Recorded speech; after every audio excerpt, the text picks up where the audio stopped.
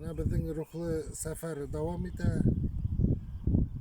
Захит Улатайбыздың ерләнгән жеріне барып, ер алып, Смоленск шәһәренә барып, шунан әйләнеп кайтып киләбез. Кисә килеп Уфала йокланык. Бүген иртәнсәк сәфәрде давам иттек.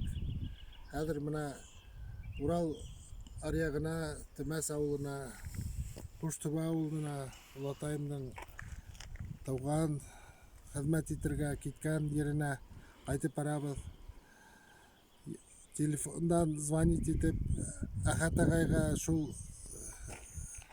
һүзләрне, теләктәрне әйтәйем дип шылтыратам. Әхәт агай әйтә, менә яңа гына хезмәт юлынан улым кайтып төште. Кызыклыгы өчен ул улын әммәле теге Захитулла Улатай исеменә Захит дип кушкайны. Менә гаҗәпле хәл.